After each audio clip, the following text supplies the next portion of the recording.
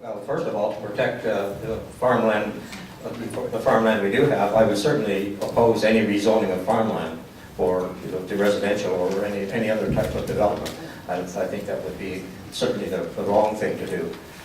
When we talk about Cobourg East, the secondary plan of Cobourg East, I don't think people realize that 30% of that whole area is already either green space, open space, or parkland. And I think that's pretty significant for any development. And it's developed under the new urban standard, so it will be it's a self-contained community. There will be a mix of residential, from high density to low density. There will be commercial, there will be light industrial. So with a self-contained community, you can walk places, you don't have to always get in your car when you want to go somewhere. So I think that the layout of that has been, and I was a part of that, and I thought we did an excellent job of it at the time. The problem I have with the infilling and the higher density is that the market is not there for it yet. And although I think it's the right thing to do, I think there's a huge education process that has to take place, because builders will not build buildings they cannot sell. And they cannot today sell the high density homes, and so they're selling what the market is demanding. So we have to educate the market that it is the right thing to do, and I would support any educational process that we can put out there to educate the general population, because it's also in conflict with the health ministry, who are trying to keep people in their homes as long as they possibly can. Well, how do you do that if you're living in a 2- or 3-story home? And I think that there's an opportunity here for more education on what I call bungalows. I know some people who live in them, and they're self-contained on the main floor, the main bedroom, and the main bathrooms on the main floor with all the extra rooms upstairs. So again, it's a huge education process that we have to undertake in order to switch the current thinking around. First, let me say, I firstly believe that we need to refocus our approach on development, excuse me, both from within our town borders and around the periphery, and this includes the secondary east development. We have a lot of really prime farmland around here that we need to protect. A lot of this farm produce actually is being bought in local grocery stores. We have the Buy Northumberland initiative that's been put forth by the county. And if we don't have farmland to sell Northumberland produce, then we won't be selling Northumberland produce. So we need to ensure that we protect that farmland. And as far as infilling goes, I mean, that's really the way to go. If anyone's ever seen an aerial photograph of this community, you'll know there's lots and lots of places within this town that's already serviced, that already has access to hydro, that already has a water supply service there. We don't need to spend money. We can encourage developers not to spend money to try and get those services to the outlying areas. We don't want to sprawl. We want to grow, yes, but we don't want to sprawl. We need to ensure that. As far as there's no incentive within the market, there are a lot of people who are looking to move to neighborhoods. And we have a lot of really nice existing neighborhoods. And I don't want to upset the development for the existing neighborhoods, but we should be able to find a way to integrate any new development into those existing neighborhoods.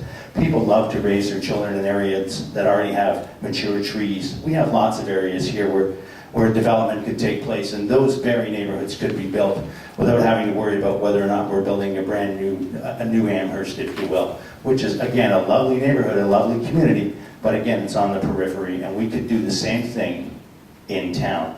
If developers don't want to do it, if they don't think there's a market, perhaps we can offer them a newer incentive. I guess that the incentive of saving money on development, on saving money to have to pay for services is a disincentive so far. We need to make them see that that's really a better way to go, because we need to preserve and protect the farmland. After all, I think it was Mark Twain said, you better hold on to it because they're not making any more.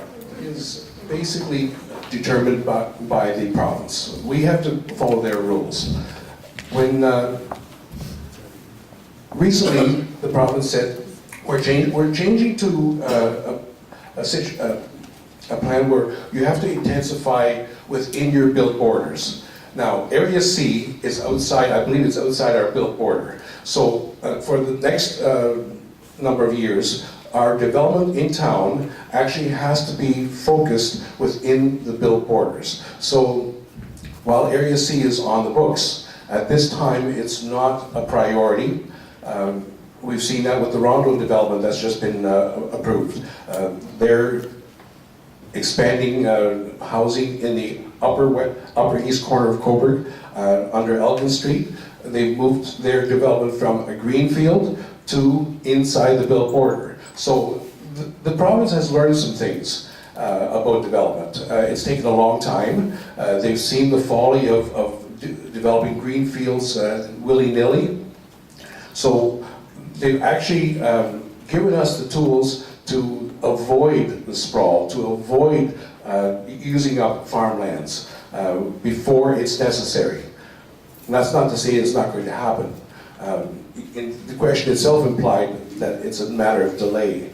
But how long we can delay it, that's the objective. The longer we can delay it, maybe other solutions will come along.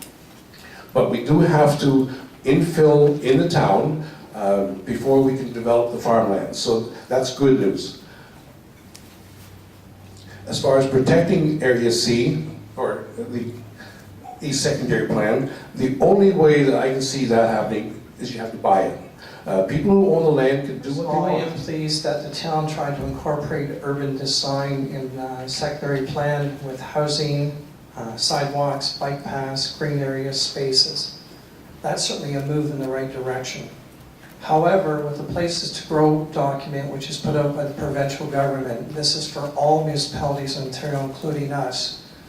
They're requesting and mandating us to look at things differently. They're now asking us to look at intensification targets, affordable housing targets, transit systems that integrate pedestrians, walking, bicycles. Folks, we're in a whole new concept. And this is not Cobourg, this is every municipality within our province. I feel the onus is upon us to start looking at the mandates of the provincial government, how we can best fit this into our own official plan once it has been approved. And by doing so, I think in that manner we start to protect the agricultural land surrounding Cobourg, and we do protect it, and yet still maintain our growth.